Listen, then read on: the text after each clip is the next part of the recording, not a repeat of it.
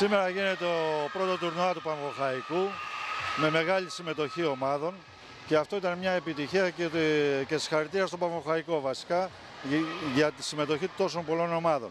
Εμείς σαν ΑΣΠ Κόρινθος ήρθαμε με 8 ομάδες, γύρω στις 46 παιδιά.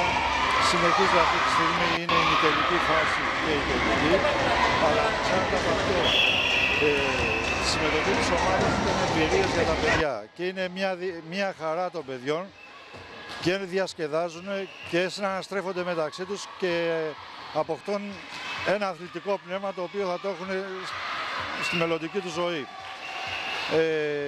Τα ιδεώδη του αθλητισμού είναι συγκεκριμένα.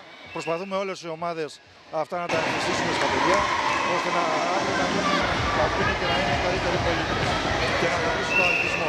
Γεια σου Λουκά!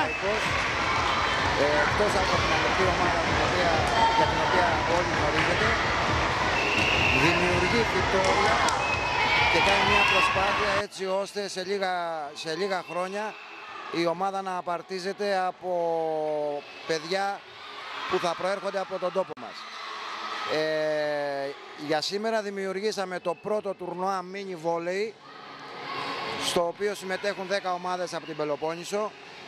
Περισσότερο για να δώσουμε την ευκαιρία στα παιδιά να παίξουν και κατά δεύτερο λόγο να διακριθούν. Είναι σημαντικό να σημειώσουμε ότι συμμετέχουν 10 ομάδες, 10 σύλλογοι μάλλον με 30 ομάδες. Ήδη τώρα που βλέπετε έχουμε φτάσει στα προημιτελικά και σε λίγη ώρα θα φτάσουμε στα ημιτελικά και στα τελικά. Ευχαριστούμε όλες τις ομάδες που συμμετείχαν, ευχαριστούμε τον κόσμο τον οποίο παραβρέθηκε και δίνουμε την υπόσχεση ότι η επόμενη φορά θα είναι πιο ανοιχτό το τουρνουά και καλύτερα οργανωμένο. Θα θέλαμε το σχόλιο σας για τη σημερινή ημέρα. Ναι, είναι μια πάρα πολύ ωραία προσπάθεια, είναι η γιορτή του βόλεϊ. Εμείς ήρθαμε από την Πάτρα για αυτή τη δουλειά, γιατί ξέρω τους ανθρώπους εδώ πέρα ότι δουλεύουν, ότι ασχολούνται, η προκοπή φαίνεται. Είναι πάρα πολύ ωραία, είμαστε πολύ ευχαριστημένοι και τα παιδιά βρήκαν ένα περιβάλλον βόλεϊ, πράγμα δύσκολο για τη σημερινή εποχή. Όπως και εμείς, παίρνουμε και εμείς παραστάσεις να κάνουμε cada δυστυχία. Ήταν μια πάρα πολύ ωραία διοργάνωση. Έτσι πιστεύω ότι όλα τα παιδάκια χαρήκανε. Μακάρι να γίνουν πολλές τέτοιες διοργανώσεις πάλι. Ειδικά για την περιοχή μας ήταν πάρα πολύ ωραία διοργάνωση. Με πόσα παιδάκια έχει συμμετέχει το Αίγυο σήμερα?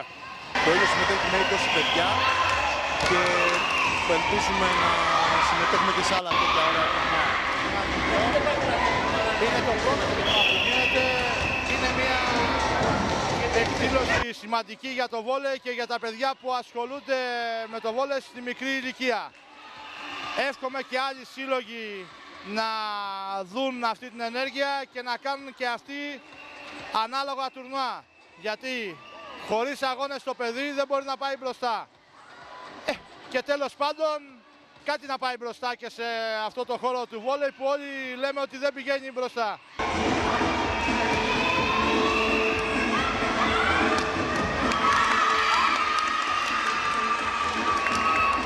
Τι είπα που έκανα